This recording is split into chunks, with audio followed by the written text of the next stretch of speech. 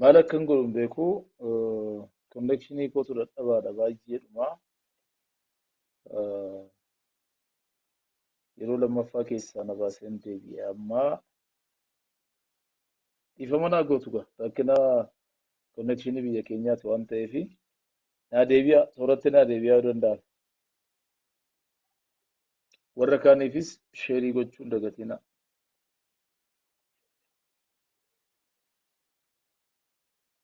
Warra haaraa dhuftaniif ajandaa laman qaba. Tokkoffaa akkamitti saba keenya Horroo Guduruu Wallaggaa irraa buqqa'e gargaaruu akka dandeenyu irratti haasofna. Lammaffaa waa'ee obboleessa keenyaa Zannabaa Ayyaanaa kan yeroo darbe kaleensaa lamaan hojii ala ta'ee biyya alaatti yaalamuu akka qabu boordiin hospitaalaa barreessee fi deeggaraa turre. Deeggarsi sun har'a maalirra ga'e? Zannabaan fayyaan isaa maal fakkaata? Wal'aansa jedhame argachuudhaa fi argateera moo ganaadha waan jedhu isa wajjin dubbanna jedheetanii ulfaadhaa deebi'aa jirtu baay'een keessan. Yuunivarsiitiin Wallaggaa koree ijaaree koreen kun koree tumsa lammii kan jedhaman koree eeyyama qaban eeyyama seeraa mootummaarraa baafatanii kaayyoodhuma kanaaf kan hundaa'an jechuudha. Barreen gaddaa yaadattu yoo ta'e gaaga'ama hamaa keessa turre naannoo kiiramuurraa fi akkasuma aanaalee adda addaa keessatti rakkinni gurguddaan waan uumamee fi uummanni kun deeggarsa hatattamaa barbaada jedhamee qindeessummaa yuunivarsiitii Wallaggaan koreen tumsa lammii kan yoon dogoggoruudhaa baadhee miseensota 5 of keessaa qabu hundeessee ture. Koreen kun Finfinnee dhufanii walii wajjin haasofnee turre. Isaan hojii guddaatti akka isaan jiran quban qabaa. Deeggarsa adda addaa sassaabaa jiru. Amma danda'ametti koree kana bira dhaabannee jajjabeessuu qabna jedheen yaada. Galgala kanaa miseensota koree kanaa waliin haasaan qabaannaa maalirra akka jiran abdeetii nu godhu jechuudha. Maalirra akka jiran ammatti maalimmoo akka isaan barbaachisu bifa kamiin immoo nuun isaan bira dhaabachuu akka dandeenyu isaanii wajjin haasofnaa. Asumaan lakkoofsa herregaa koree kanaa asirratti nan barreessaa. Hundi keenya amma dandeenyu itti fufna jechuudha. Indaaluu Asaffaa lammaffaa hundeessuun maaliif barbaachise? Lammaffaa hundeessuu amma ni beekutti koreen kun jalqaba hundaa'ee barreen gaddaadha kan isaan eeyyama seera qabeessa fudhatanii irratti hojjetaa jiran. Koreen kun haaraa miti. Koree haaraan beeksisaa jira osoo hin taane koree waggaa tokko dura eeyyama fudhatee gara hojiitti seenee waa'ee isaaniiti kanan haasa'aa jiru. Waa'ee isaaniiti tumsa lammii kan jedhaman koree namoota gurguddoo of keessatti qabu Wallaggaa Yuunivarsiitii kan hundeessee jechuudha. Miseensota koree kanaa keessaa obboleessi koo Zalaalem barsiisaa Yuunivarsiitii Wallaggaa kan ta'e obboleessa koo Zalaalem Dassaaleny tureera. Akkasuma Dookter Alimaan illee koree kanaa hoogganaa kan jirtu baay'ee quuqama guddaadhaan saba kanaaf hojjetaa kan jirtudha. Duraan dursee koree kana baay'ee galateeffachuun barbaada. Dhugaa dubbachuudhaaf hojii dadhabsiisaa ture. Gaaf tokko hin dadhabne tun jedhiin inni uffine tun jedhiin waan danda'an hundumaa yaalaa jiru. Baa saba kanaa baataa jiru. Rakkina saba kanaa hirmaataa jiru. Kanaaf koree kana galateeffachuun barbaada. Miseensota koree kanaa hundumayyuu nan galateeffadhee obboleessi koo Zalaalem dhufeera. Dookter Alimaas yoon argadhe natti tolaa asirratti marii gabaabaa taasisuudhaaf jechuudha.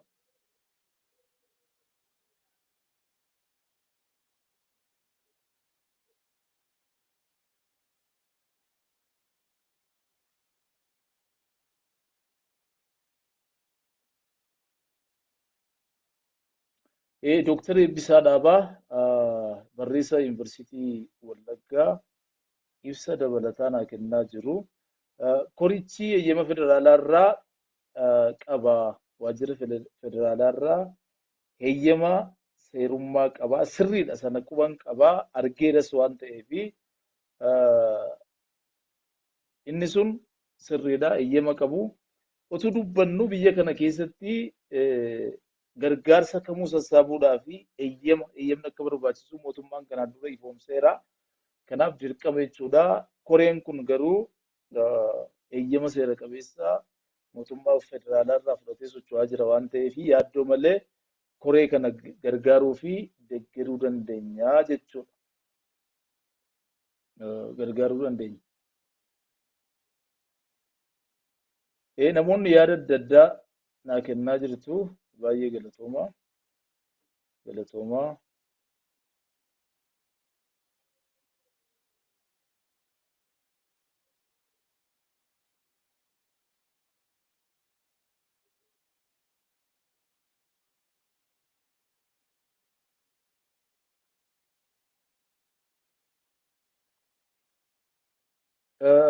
Namoonni tokko tokko koree dheengadda hundaa'e jettanii kaasaa jirtu. Sun ajandaa kootii ala. Ajandaa kootii ala. Akkuma isinitti hime koreen kamuu yoo hundaa'e jibba hin qabu. Hundumtuu quuqama saba kanaaf qaburraa ka'eetu gara fuulduraatti deemaa jira waan ta'eefi quba hin qabu. Dhugaa dubbachuudhaaf miidiyaa irratti kan beekaa. Ka'umsi isaa televizyiinii mo'aarraa akka ta'es dhaga'eera. Koree kan hundeesse televizyiinii sana irratti fakkaata. Karaa mataa isaanii deeggaruudhaa fi jedheen yaada. Ammatti waa'ee koree sanaa diteelii waan hin beekneef isinii kaasuu hin danda'u. Akkasuma isinii ibsuu hin danda'u. Wanti ani beeku uummata buqqee kana gargaaruudhaa fi eeyyama kan qabu, eeyyama gaafan jedhu deeggarsa gochuu kan danda'u jechuudha. Koree tumsa lammiiti waan ta'eef waanan keessa beekuuf jechuudha. Wal caalchisuudhaaf otoo hin taane waanan keessa beekuuf qofaa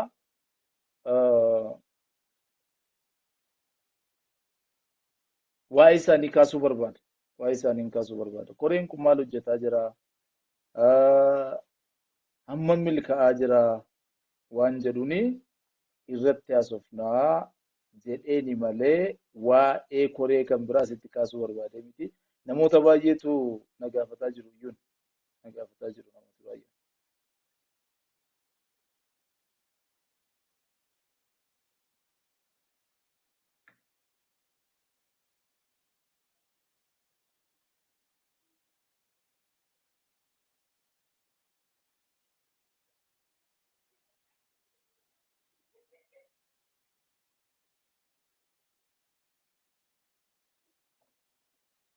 Tole egaa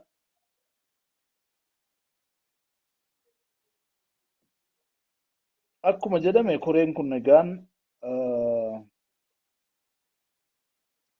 uummata keenya buqqa'ee iddoo adda addaa jiru kana gargaaruu danda'u waan ta'eefi isaan biraa dhaabannu. Gabaabumatti dhaamsi koonni guddaan galgala kana isaan bira dhaabachuun irra jiraadha. Sila akka ani yaaduu fi baay'eedhuma carraa miidiyaa argatanii koreen kun miidiyaaf ibsa kennanii bal'inaan beeksifamuutu irra ture. Akka ani yaadutti koree kanaaf ammallee miidiyaan kenname gahaadha jedhee yaadu. Beeksifni taasifame miidiyaan kenname gahaadha jedhee yaadu. Kana caalaa wanti bal'aan kennameef irratti hojjechuutu gaarii ture jedhee yaadu.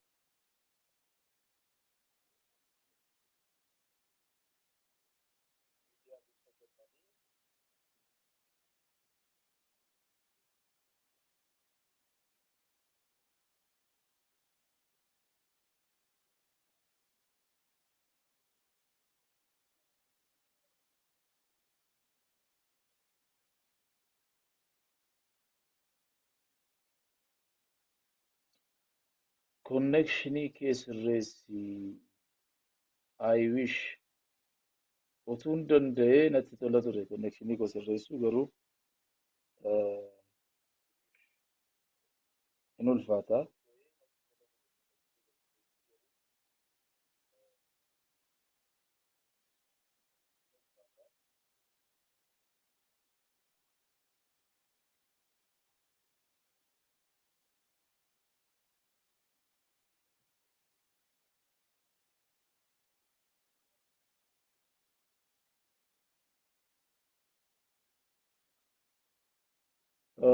Keessummoota galchuun yaadaa jira.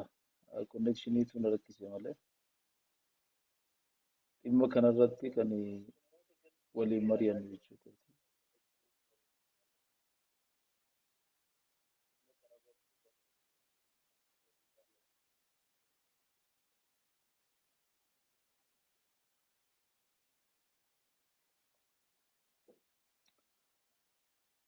Asumaan otoo haasofnuu obboleessi keenya Eeliyaas Moosisaa biyya Ameerikaa kan jiraatu jechuudha. Dheengadda qunnamee waan tokko tokko walii wajjin haasofnee deeggarsa akka koree kan biraa tokkotti ergeera. Isa kana diteelii isaa gara boodaa irra ni kaasa.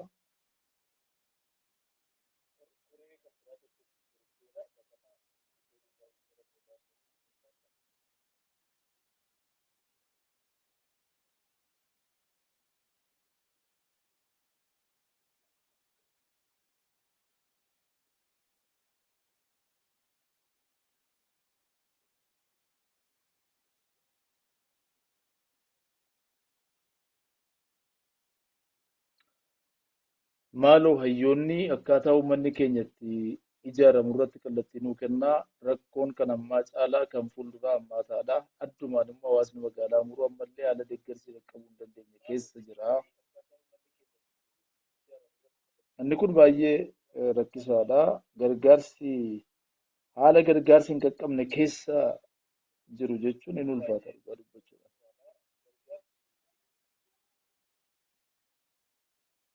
Sababni isaa gargaarsi funaanamee qaqqabuu hin danda'u taanaan ulfaataadha.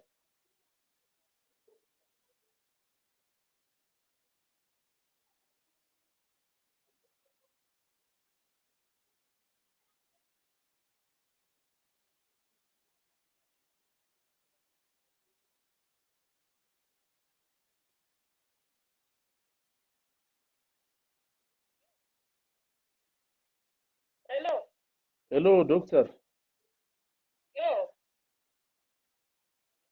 Akkam jirtu? Waan eebbisaadha. Nagaa galata Rabbii. Nagaadha akkam jirtu? Baay'een isin galateeffadha keessummaa koo taatanii asitti argamuu keessanii fi waa'ee warra Horroo Guduruu Wallaggaa irraa egaa naannoo sanatu Arjentiidha iyyuuti malee rakkinni jiru baay'ee bal'aa akka ta'e hin beekna. Waa'ee isaanii ilaalchisee qabxii tokko tokko kaasaa jirra galgala kana. Keessumaayyuu warra amma buqqaanii jiran kana warra buqqaanii egaa namni warra du'e waan goonu hin qabnu awwaallachuu malee lubbuu isaaniif qabbanaa kennu Rabbi.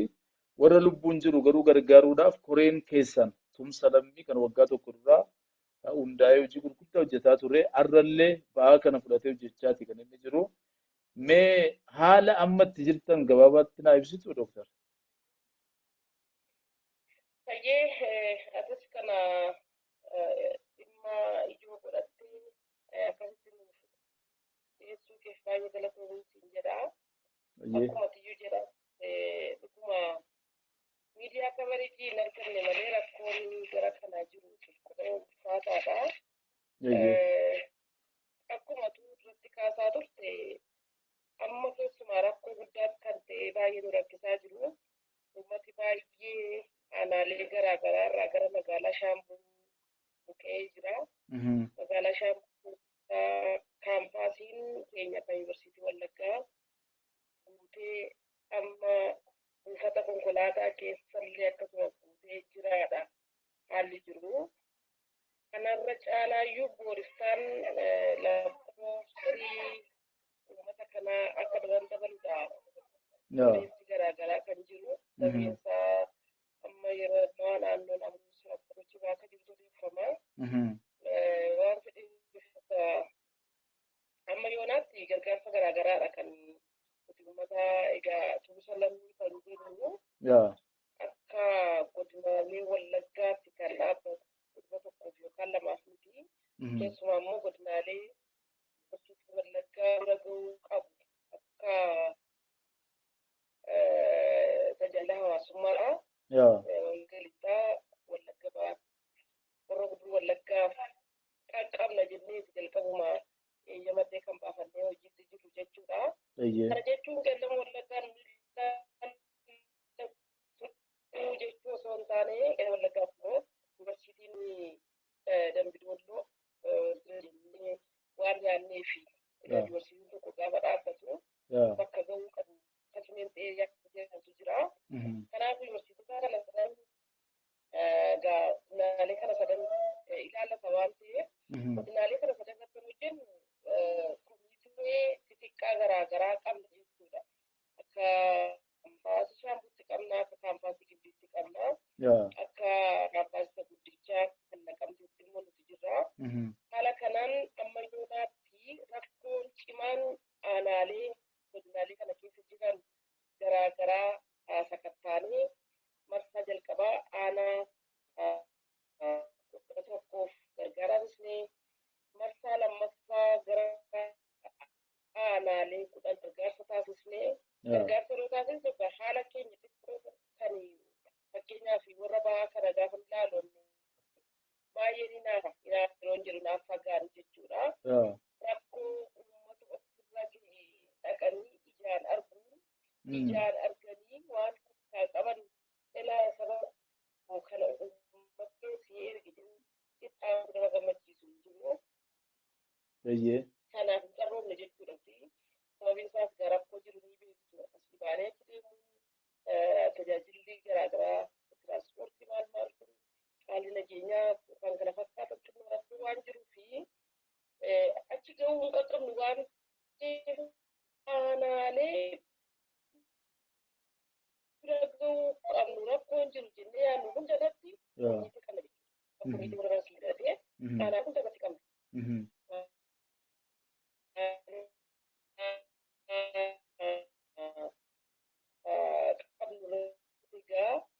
Maaltu ta'a feenee dhaquu hin dandeenyu ta'eef achuma komiitee nuti qabnu wanta uummata sanaaf ta'uu malu bitu jechuudha. Wanta komiitee sanaaf ta'uu malu bitu jechuudha.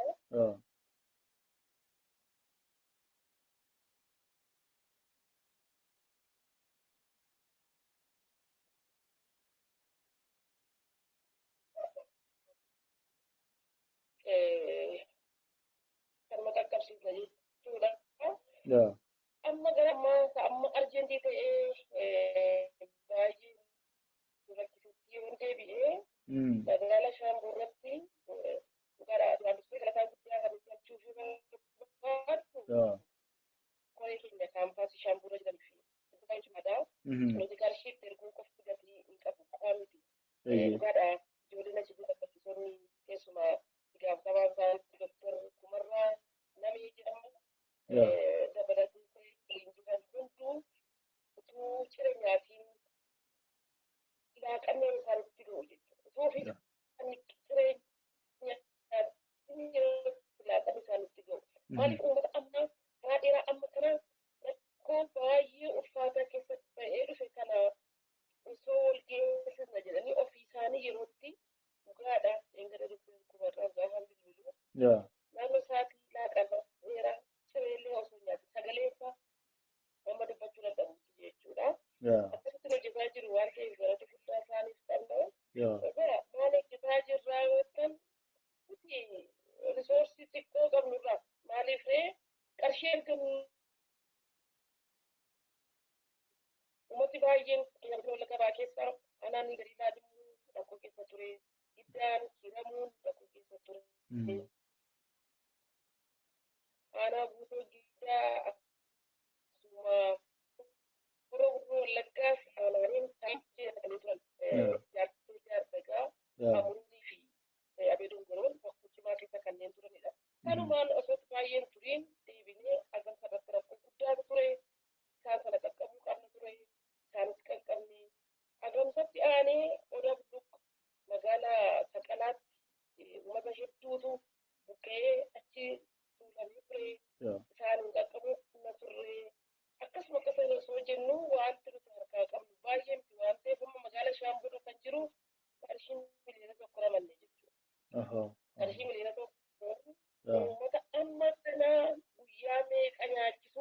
keenya yoo jenne baay'ee ulfaata.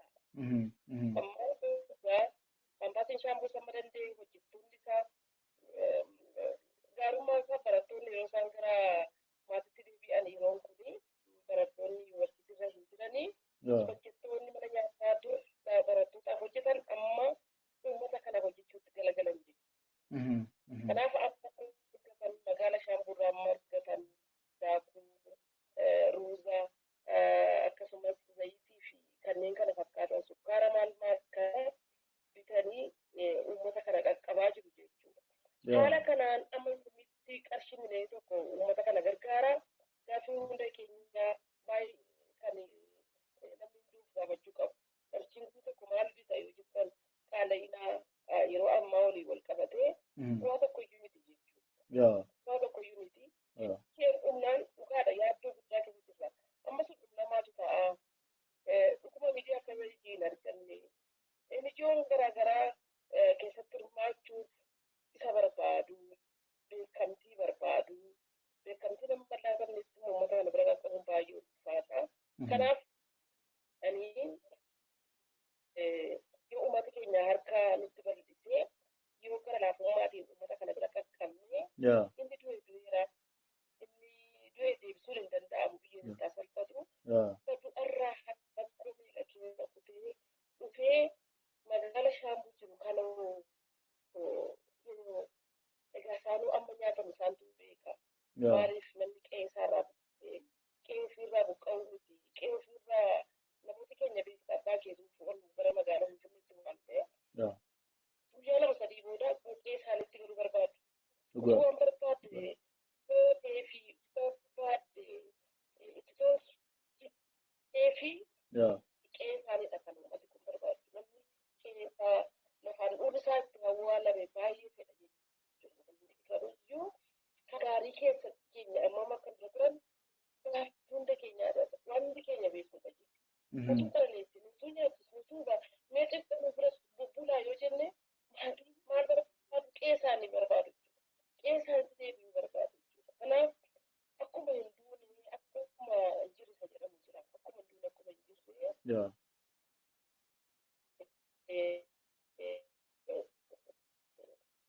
Uummata kana qaqqabuun uummata kana ashiidhaan dhugaa dhaabbachuun dhugaadhaa booreedha jechuudha. Booree bishaan xiqqeessa jedhamta. Jireenya rakkisuu utuma waan hundumtuu inni rakkisuu utuma hundi keenya iyyuu qaala'inni jireenyaa jireenya nu dhowwu ammuma qabnurraa amma dandeenyurraa suuraa kana bira dhaabbanne jedhaa. Ani kumiin gaarii miti osoo hubadhee iyyuu badu abbootiin qabeenyaa hedduu jiru. Namoonni qabeenya gurguddoo qaban hedduu jiru. Kontiraaktoroonni garaagaraa Oromiyaa qabdu hedduu jiru. Jalaan callisiinaa daraa keessaa. Amma yoo laattani waa nan argu yoo jiraate waan akkaan irratti dhufee nu walirraa yeroo argu. Namoonni uummata kana gargaaraa jiran namoota harkarraa gara afaanii keessatti akkasuma barbaachisuu nama dhibbishanii dhugaadhaa hin tuffatamu jechuudha.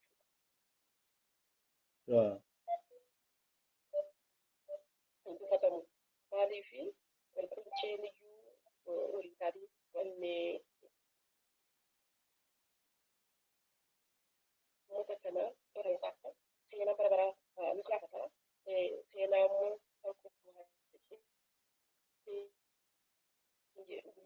inni nyaatu akka yeroo jechuudha. Ani nama sakkaan irraa adda ta'e miti. Warreen warri na waliin jiran Doktara Saaroo, Tafarraa, Gargaaraa Piroofeesaraa Zalaalam Dassaaleny akkasumas Dooktar Mul'ataa. Namoonni kunneen shanan namoota warra kaanirraa adda malee miti kan nuti korii kana qabannee kaaniin sin kadhataa jiru. Kunis siruma qaama keessanii nutis qaama uummata kanaati. Garuu dhiyoo jirra yuunivarsiitii Wallaggaa keessa jiras maqaan uummata dhiyaannee jirra. Akkasumas egaa namni hundumtuu ka'ee kan hojjetan jedhu nama keessaa namni ka'ee waa walitti qabee maal jedhee jiraachuu nu waa tokko godhaa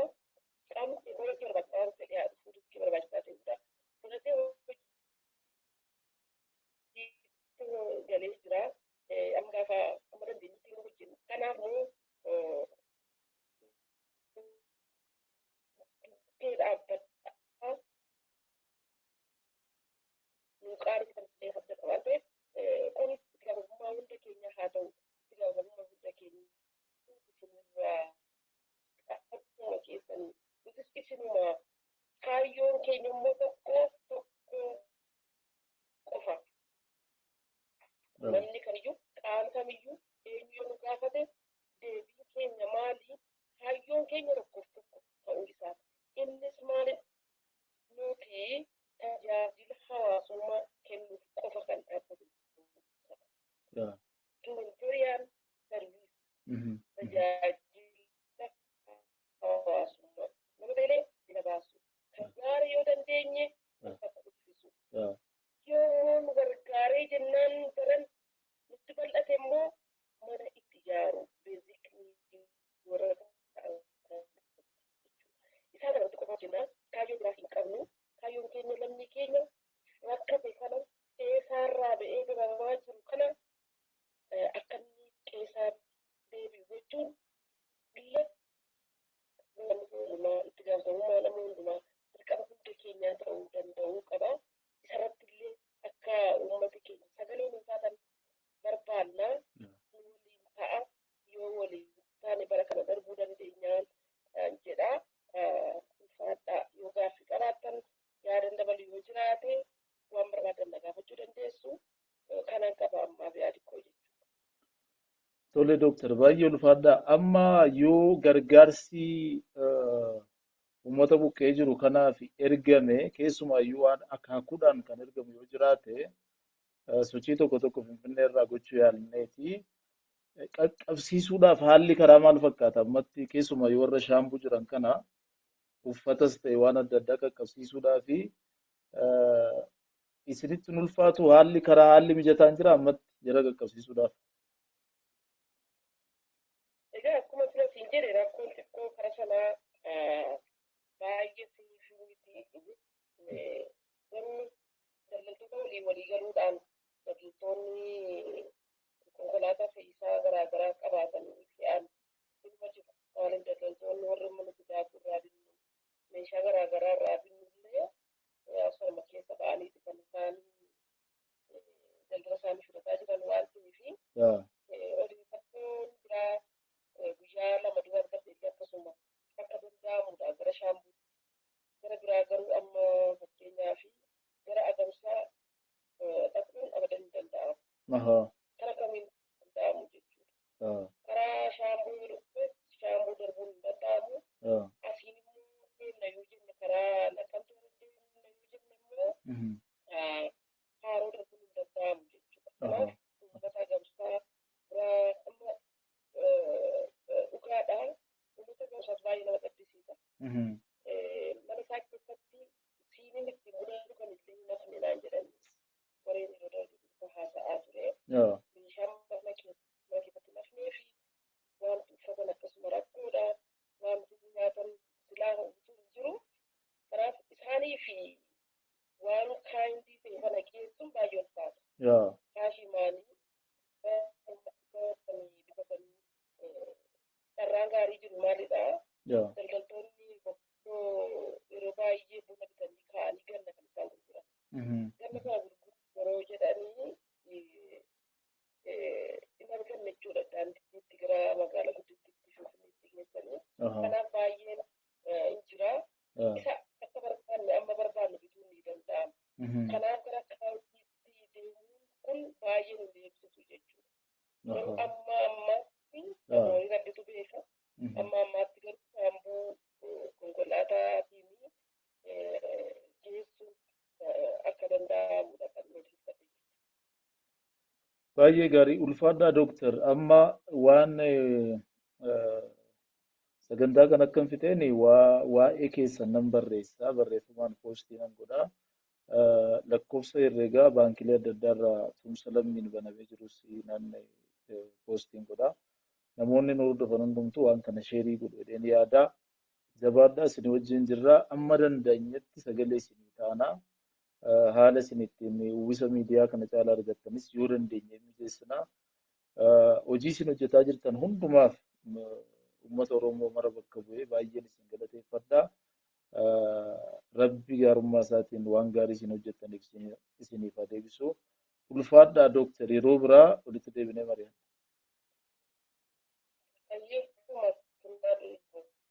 Nagaan bulaa.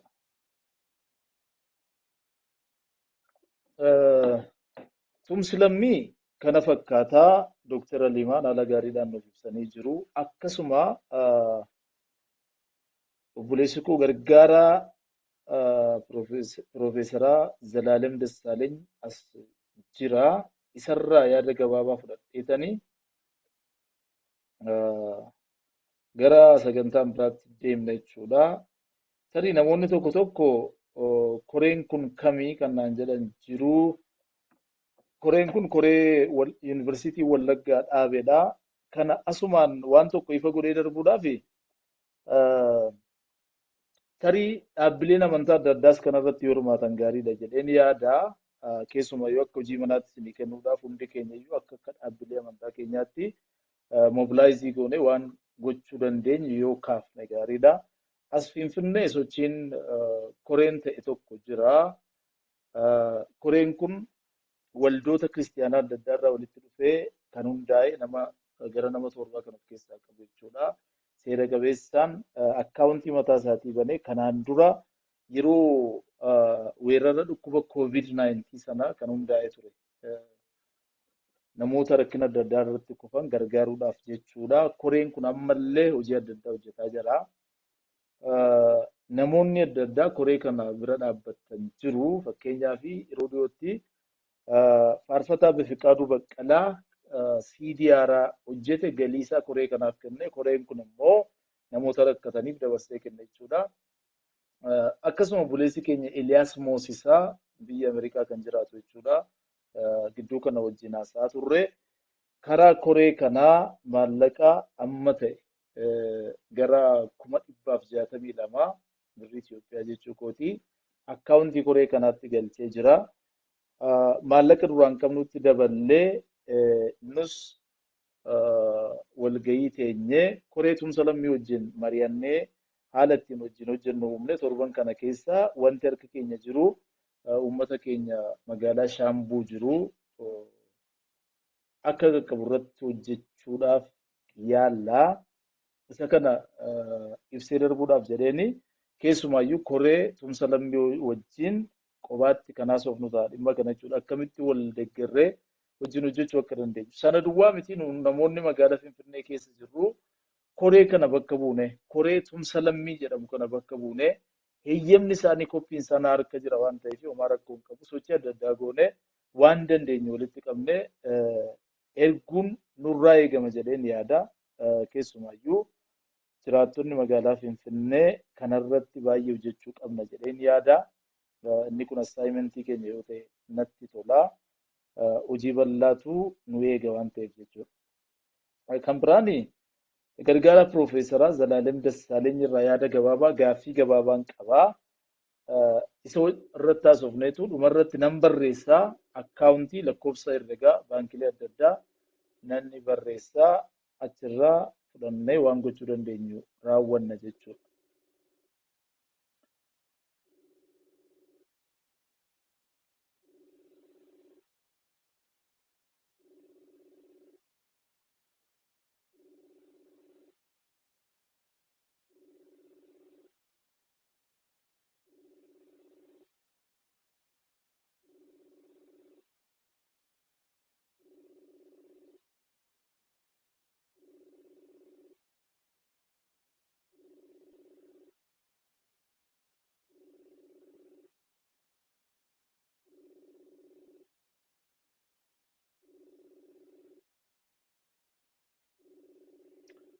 Waadaa bultii caalii yaadota gaggaarii kaasaa jira.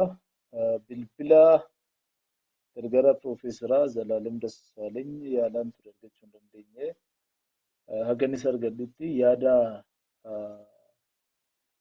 barreessaa waadaa bultii caalii haa ilaallu.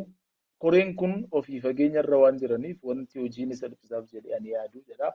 Giddugaleessa kana jechuun Finfinneetii namoota amanamoo fi sabni isaan amanu bakka buusanii wajjin hojjechuu kana tarkaanfii kana fudhateera.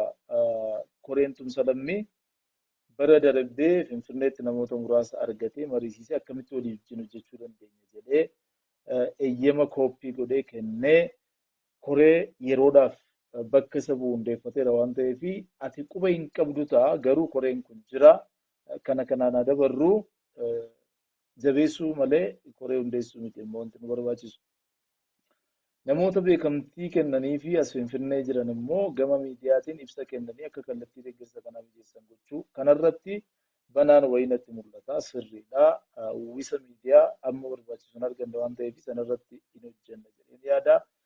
Namoonni asii miidiyaa dubbisan immoo akkaawuntii banamee jiru kana guutummaatti beeksisuu jedha.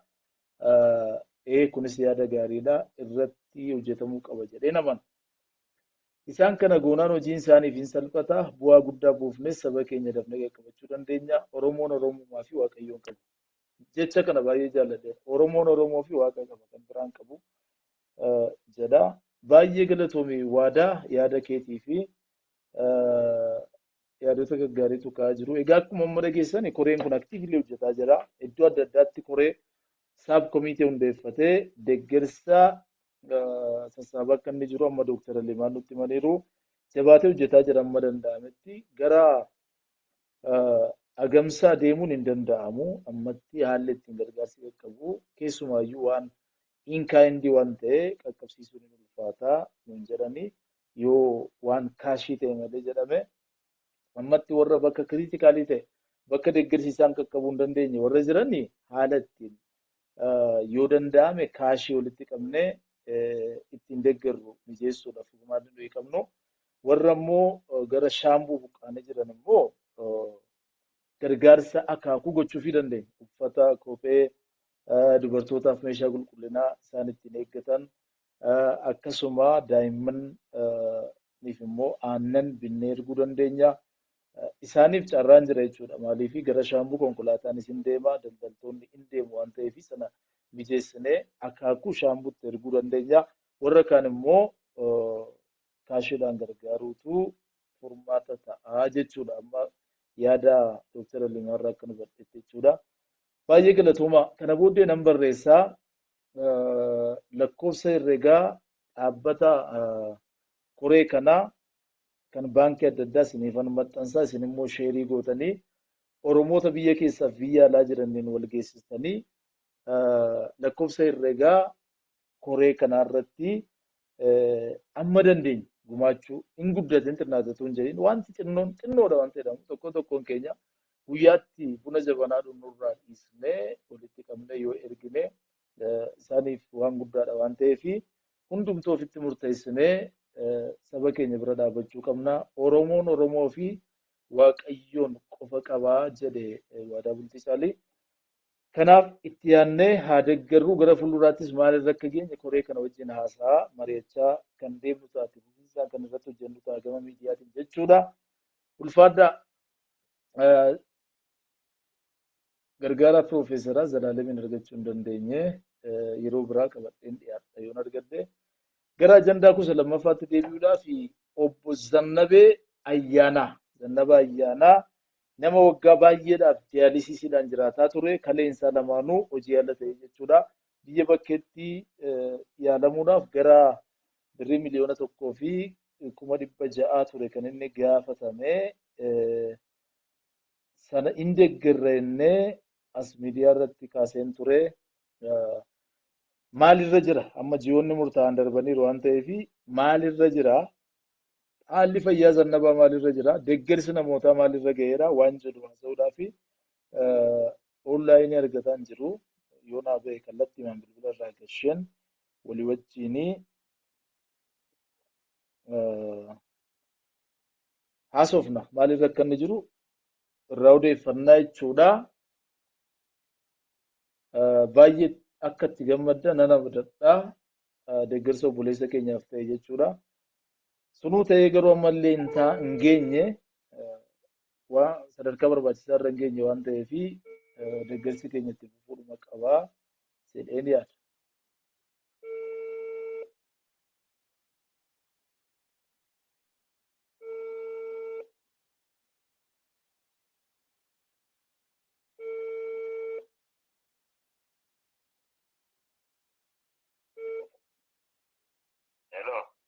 Hello. Hello, baay'ee falaga baay'ee. Obboleessa keenya Zannabaa nagaan siifata. Wattam jirtaa? Amiin siifisa ta'u nagumaa nagaa galata Waaqayyoo. Jira egaa kanaan dura ji'oota murtaa'an dura si bilbilee akkasuma sagalee kee dhageenyee turre rakkoo fayyaa si mudate irraa kan ka'e yeroo dheeraaf ciisee akka turte waggoota murtaa'anii fi diyaalisiisiidhaan akka turte haala yaaddessaa keessa akka turte kaleen kee lamman hojii dhaabanii akka turanii boordiin hospitaalaa immoo biyya bakkeetti yaalamuu akkasii qabdu akka sii barreessan waan hundumaa kaasnee deeggarsiisa akkasii ta'u haasa'aa turre. Mee amma haala akkamiirra jirta? Haala kee ammaa gabaabaatti nuuf ibsiitii qabxii itti aanutti dabarra. Amma egaa uumaan jedhu waaqayyoo fagalatu amma haalan irra jiru amma deddeebi'umaan naa miicamaa jira torbanitti guyyaa sadiidha kan naa miicamu. Eshi. Inni kun dirqama dhabeettaa jiraachuudhaaf egaa dirqama diyaalisiisiin waaqayyoon gaditti lubbuu qabee kan jiru diyaalisiisiidha waan ta'eef amma torbanitti yeroo sadii deddeebiidhaan deebi'ee miicataman jira gaaffiroosii kana jalqabuudhaaf amma paawuloosiin deebi'ee haal tokko gaggaafadheen ture. Eeyyee. Isaanis odeeffannoo laalataniiru nama kaleessii kennu sana fiddee dhuftee isaa wajjinidha kan jalqabdu malee kophaa keetti wanta odeeffannoo sii laannu hin qabnu naa jedhanii kanaaf amma qophiirra hin jirachuudha yeroo ammaa kana. Eeyyee wanti namatti tolu nama kalee sii kennu argatteetta. Eeyyee argadheera obboleessa koo hangafa kootu sii laadhanaan jedhe. Kuni baay'ee wanti gaariin kanadha. Kanaafuu amma deddeebitee dhiqataa jirta jechuudha. Torbanitti guyyaa sadii dhiqachuun baay'ee ulfaata dhugaa dubbachuu fi gama baasiidhaanis baasii guddaa qaba. Amma akka ati waan kana hin jalqabne wanti sidaan keessu maaltu jira? Amma wanti amma daangaa natti ta'ee jiru kanaan dura akkuma isin beektanii karaa keessi karaa miidiyaa hawaasaatti na dabarsanii sagalee koo uummata biraan naageessanii uummanni Oromoos kallattii garaa garaatiin biyya keessas kan jiranii biyya alaas kan jiranii deeggarsa naaf godhaniiru. Namooti baay'een kallattii baay'eedhaan na deeggaranii almost amma guyyaa har'aatti na deeggaraa jiru.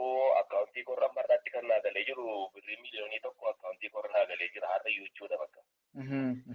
Haa ta'uuti amma wanti na barbaachisu naannoo miliyoonii tokkoo fi tuqaa saddeetidha amma akka isaan naan jedhanitti ganniyyuu yeroo ammaa kana kunoo doolaariin guyyaatti dabalaa jira. Yeroo sana akkuma miliyoona lama naan jedhanii garuu amma tokko deeggarsoota waa tokko argadheettan naannoo miliyoona tokkoof tuqaa saddeet naan jedhanii. Haa ta'u amma tootaaliin miliyoonii tokko akkaawuntii koronaa galeera erga isin miidiyaatti na baasanii uummanni koos na dhagee kallattii garaa garaan deeggarsa naa godhee asirra ga'eera. Amma immoo dhimma kana amma cabsee akka hin deemneef ammas humni koo iddoo sana hin ga'u. Diyaalisii kanarraa waggoota saddeetifan ture waan qabnu fidneerra dhugaadha. Waan soban taanedha kun maaliif baasiin ani baasu ji'atti beekamaadha waan ta'eef naannoo birrii 10,000 kan baasee yaalamaa jiru. Sanatu amma dhaqee akkanii humna iddoo sanaa ga'u nan geessifne. Kanaaf ammas filannoo ani qabu tokkoo fi tokko uummata koodha. Uummanni koo namni dhaabatee lubbuu koo na hambise malee homaa tokko filannoo hin qabu. Waaqayyoon gaditti uummatuma godhuu qaba. Kanadha daangaa kanatti ammas lafarra na jalaa hambisaa jiru jechuu barbaadeetan. Baay'ee gaariidha gaanuufi sadarkaa kanarra ga'uun kee oduu gaariidha. Qarshii miliyoona tokko argachuun kee baay'ee bareedaadha. Nama kalee sii kennu argachuun kee hundumaa caalaa barbaachisaadha. Ammatti naannoo qarshii 800 dabalataan si barbaachisaa jechuudha. Eeyyee amma naannoo qarshii 800 na barbaachisa.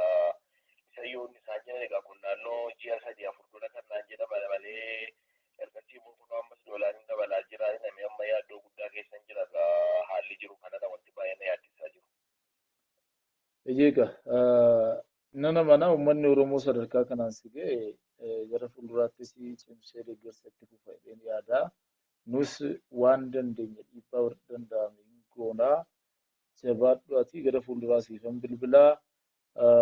Namoonni akka si deeggaran ammas dabalee waamicha nan taasisaa poostii nan godhaa.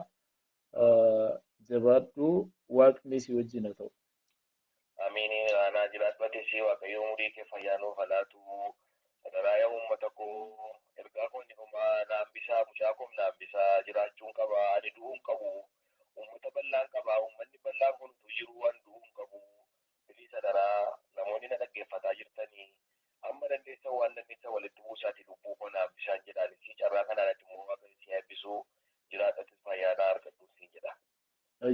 baay'ee galatoomii nagaan bulii walitti deebina. haa ta'u ishii galatoon milfaatatis. Hayyee.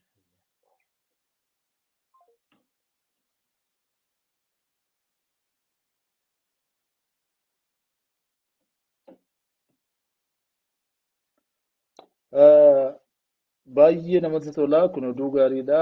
Zannaba ayyaanaa kalee dhukkubsataa kan ture. Kaleensaa lamaan feelii godhe. Deeggarsaaf nu gaafataa kan ture. Ammatti qarshii miliyoona tokko akka argate natti hima. Qarshii miliyoona tokkorra gaheera.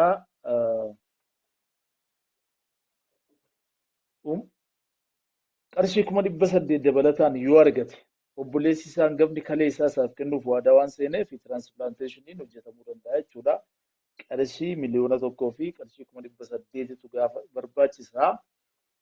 Miliyoona tokkorra geenyeerra obboleessa keenya deeggarree qarshii 800,000tu hafaa obboleessa keenya nutu wal'aansifataa nutu fayyifataa. Nama nagaaf tokko nama kana duwarraa hambifnee wal'aansisaa hundumtuu haala milkaa'aadhaan xumuramee kaleen kan biraan kennamee fi fayyee akka deebinee wal arginu oduu gaarii akka inni nu dhageessisu nana mana carraa kanatti fayyadamee uummata keenya obbo Zannabee ayyaanaa gargaaraa turtan hundumaa galatoomaa nan yaadadha. Namoota baay'eetu maallaqa ergee fi resiitii karaa keessaa naa ergaa turtanii baay'een ajaa'ibsiifataa ture deeggarsa keessanii. Ammallee Zannabaan torbanitti guyyaa 3 dhiqamaafii jira kaleensaa diyaalisisii hojjechiifataa jira jechuudha. Torbanitti guyyaa 3 diyaalisisii hojjechuun baay'ee dhuma ulfaata. Baasii guddaa qaba. Baasii duwwaa miti. Gama fayyaan illee dhiibbaa gurguddaa qaba. Utuu dubbannoo dhukkubsattoonni kalee baay'ataa jiru. Dhukkubni kalee akka malee ulfaataa jira. Maaliif akka ta'e hin beeku. Yoon dogoggoruudhaa baadhe kunillee qorannoo gaafata. Yeroo dhiyoodhaa asitti dabalaa waan dhufe fakkaataan qorannoo hin qabu. Garuu sadarkaa yaaddessaa irra jira. Namoota baay'eedha. Ifin ijoollota daa'imman illee kan kalee dhukkubsatan baay'eetu jiru. Dhimma kana ilaalchisee dhukkubni kalee maalirraa akka dhufu akkamitti immoo eeggachuu akka qabnu eegumsi ta'uu qabu. Kunuunsi kalee keenyaaf gochuu qabnu maal ta'uu akka qabu torbanarraa yoo rabbi jedhee keessummaa qabannee nuuf ogeessa fayyaa. Ogeessi fayyaa kun bal'inaan akka irratti haasa'u gooneetu uummanni keenya of eeggannoo akka taasisu gochuu yaalla jechuudha. Har'aaf dhimma Zannabeetti deebi'uudhaaf egaa qarshii 800,000 yoo argate amma gara wal'aansaatti seenuu danda'a jechuudha. Kalee jijjiiramuufii danda'a jechuudha. Kanarraan ga'uu nurra jiraata. Hundi keenya ammallee deeggarsa keenya cimsinee itti fufnu. Oromoonni biyya keessaas biyya alaas jirtan lubbuu tokko kana baraaruudhaa fi mucaa koof na hambisaa Zannabaanii baay'ee natti dhaga'ame. Mucaa tokko qaba. Mucaa koof na hambisaa, saba koof na hambisaa jedhee nama kana afaan du'aarraa deebisnee fayyifnee of gidduutti arginee guyyaa tokko guyyaatti waaqa galateeffannu hin dhufa. Kana lamaan ture ajandaan koo galgala kanaa dhimma deeggarsa Oromoota saba keenya uummata keenya Horroo Guduruu Wallaggaa irraa buqqa'an deeggaruu fi obboleessa keenya Zannabaa ayyaanaa du'arraa hambisuu jedhu qabadheen dhufe lamman saayyuu milkaa'inaan itti deemna jedheen amanaa. Galgala kana yeroo dheeraa akkasiif na wajjin waan dabarsitanii fi baay'een isin galateeffadhaa ulfaadhaa. Torban ajandaa biraa qabadheen dhufaa. Baay'een isin jaalladhaa, isinan kabajaa. Yoo danda'ame ergaa kanaa hundi keessaniyyuu sheerii gochuun dagatina. Ayyaama torbanitti torban nagaa isiniif haa ta'u torban kuni torban itti oduu gaarii dhageenyu, torban itti ajjeefamuu buqqa'uu saba keenyaa hin dhageenye torban nagaa nuuf haa taasisu. Bakka jirtan hundumaatti nagaan isiniif haa ta'u ulfaadhaa. Nagaan naa bulaa.